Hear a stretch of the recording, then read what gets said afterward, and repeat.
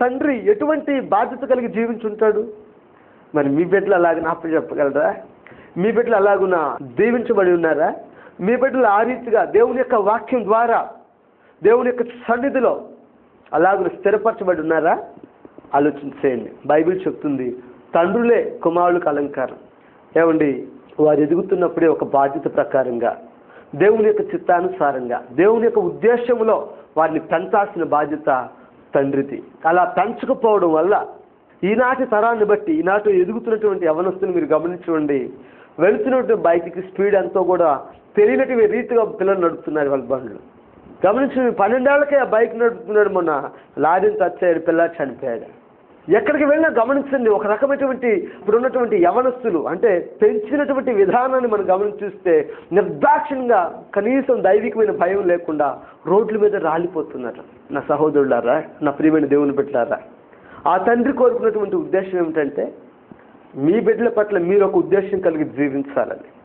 తండ్రి ఒళ్ళో కూర్చోబెట్టుకుని వాక్యాన్ని నేర్పాలి. తండ్రి ఒళ్ళో కూర్చోబెట్టుకుని దేవుని యొక్క ఉద్దేశాన్ని చేతబట్టుకుని బిడ్డలను ప్రార్థనా మందిరాన్ని నడిపించాలి. ఒకవేళ నువ్వు ప్రార్థనా పరువు అయితే మొదట నీ కుటుంబం అంతట్లో బిడ్డల్ని ప్రభువులోకి నడిపించు. ఒకవేళ వాక్యం వింటున్నటువంటి దేవుని బిడ్డలారా, మీ ఇంట్లో తండ్రి కనుక మారకపోతే తండ్రి యొక్క బాధ్యత ఇదని మీరైనా తెలియపరచండి. ఒకవేళ నా మాటలు మిమ్మల్ని నొప్పింపు చేస్తుంటే దయచేసి నన్ను క్షమించండి. బైబిల్ చెప్తున్నటువంటి సారాంశం, ఎదుగుతున్నటువంటి బిడ్డల పట్ల తండ్రి వారిని నీతి క్రియలతోనూ దైవికమైనటువంటి కార్యాలతోనూ దేవుని యొక్క ఉద్దేశానుసారంగా వారిని అలంకరించాలని బైబిల్ చెప్తుంది. నా ప్రియమైన దేవుని బిడ్డలారా, మనం గమనించినట్లయితే 2వ దినవృత్తాంతములు 20వ అధ్యాయం 13వ వచనం, ఆ వచనాన్ని కనుక మీరు గమనించినట్లయితే, యూదా వారందరూ శిశువులతోనూ భార్యలతోనూ పిల్లలతోనూ యెహోవా సన్నిధిని నిలువబడిరి.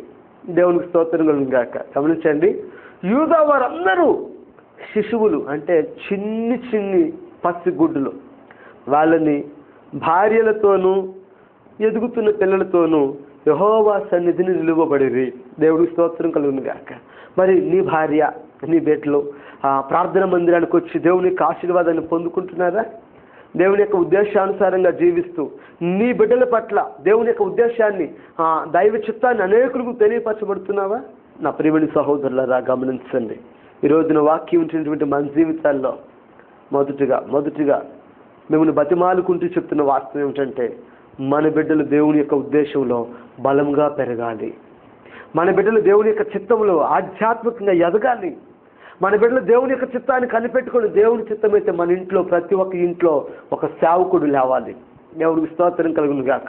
ఈ రీతిగా నిలబడినట్లయితే రానున్నటువంటి ఆధునిక నాగరికతని, ఇప్పుడున్న పనికిమాలినటువంటి ప్రతి స్థితిని ఈనాటి బిడ్డలు ఆ పాపంలో పడకుండా ఎదుర్కొనగలరు. ఇప్పుడు మనం జీవించుండగానే ఇటువంటి కల్చర్లు వస్తే రానున్నటువంటి రోజుల్లో ఆ బిడ్డలు ఇంకెటువంటి నీచ స్థితిలోకి దిగజారిపోవాలి. ఆలోచించండి నా దేవుని బిడ్డలారా, రాబోతున్నటువంటి భవిష్యత్తును ఒకసారి ఆలోచించండి. ఏదైతే అది కొనిపెట్టమని బైబిల్ చెప్పడం లేదు.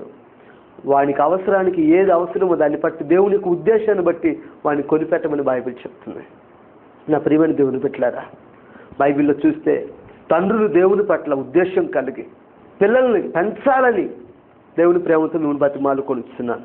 మనం కనుక గమనించినట్లయితే ఒకసారి ఒక తండ్రి ఉన్నాడు. ఆ తండ్రికి 8 మంది కొడుకులు. 8 మంది కొడుకుల్లో బలం కలిగిన వాళ్ళను, అందంగా ఉన్న వాళ్ళను, చూచుటకు ఎత్తు కలిగిన వాళ్ళని అందరినీ కూడా ఇంట్లోనే ఉంచాడు. చదువు సంధ్య రావడం లేదనేమో పాపం ఆ ఇంట్లో చిన్న కొడుకును మాత్రం గొర్రెలు గాయటాన్ని పంపించాడు. గమనించిన ప్రియులారా, మొదటి సమూయేలు గ్రంథం 16వ అధ్యాయం ఆ పైనుంచి కనుక మీరు చదువుకుంటూ వచ్చినట్లయితే, సమూయేలు దేవుని ద్వారా ప్రేరేపించబడి యెషయి ఇంట్లో కుమారుని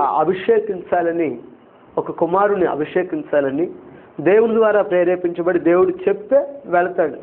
అక్కడ వెళ్ళిన తర్వాత యెషయి తనకున్నటువంటి కొడుకులందరినీ ఒక్కొక్కరు పిలుస్తాడు. కానీ వారి కొరకు ప్రార్థన చేసినప్పుడు దేవుడు మాత్రం వీళ్ళు కాదు అని స్పష్టంగా చెప్తాడు.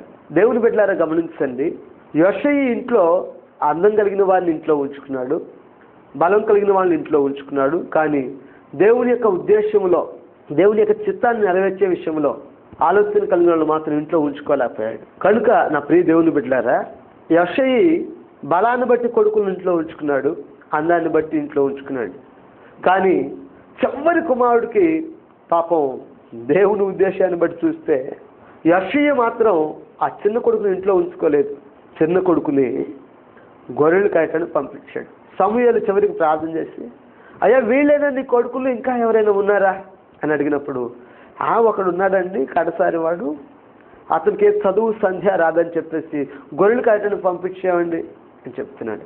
ఏమండి 8 మంది కొడుకులు కలిగినప్పుడు కనీసం చివరి కొడుకు పట్ల తండ్రి ఎటువంటి ఆసక్తి కలిగి ఉండాలి? అందంగా ఉన్నాడని ఇంట్లో పెంచుతావా? ఏదో ఒక రోజున వాడు కొంపలు ముంచుతాడు. దయతో నన్ను క్షమించండి, మాట డైరెక్ట్గా ఉందేమో. ఆలోచించండి. బలంగా ఉన్నాను ఆలోచన చేస్తున్నావా? బలాన్ని బట్టి ఏదో ఒక రోజున విరోధాలు వస్తాయి. ఆలోచన కలిగిన వాడు నీ ఇంట్లో కావాలి వేళ. దేవుని చిత్తాన్ని నెరవేర్చగలిగిన వాడు ఇంట్లో కావాలి వేళ. దేవుని స్తోత్రం కలిగిన గాక. గమనించండి దేవుని యొక్క ఉద్దేశాన్ని. బైబిల్ చెప్తుంది స్పష్టంగా. చివరిసారిగా ఒక ఆయన ఉన్నాడు, ఆయన పిలిపించినప్పుడు దావీదు ఇంట్లోకి వచ్చినప్పుడు ప్రార్థన చేయగా దేవుడు చెప్తున్నాడు సమూయేలుతో, ఏమని?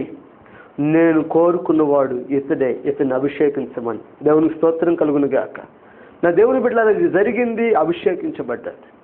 తర్వాత మనం చదువుకుంటూ వెళ్ళిపోతే గొల్యాతును కొట్టే విషయంలో కూడా అన్నవాళ్ళు బలం కలిగిన వాళ్ళందరూ వెనకే ఉన్నారు, కానీ దావీదు మాత్రం ముందుకు వచ్చి నిలబడ్డాడు. దేవుని స్తోత్రం కలుగును గాక.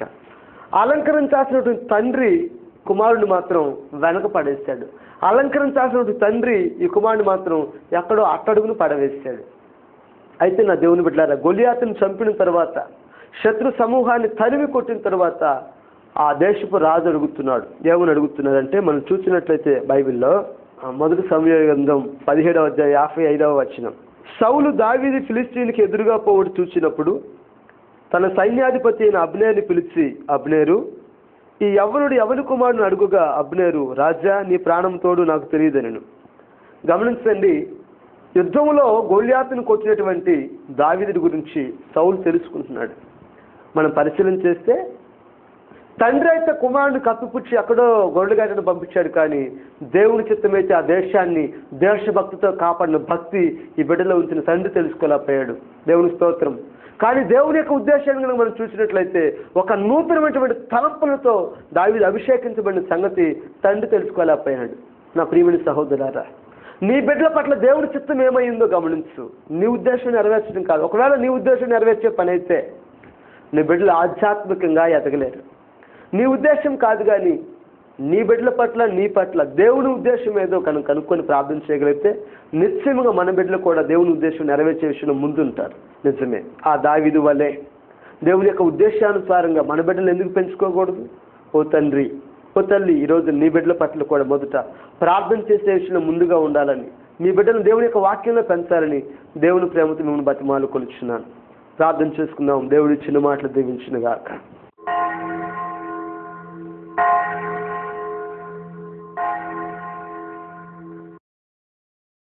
పరిశుద్ధుడైన మా దేవ, కృపగలిగిన మా తండ్రి, ఈరోజు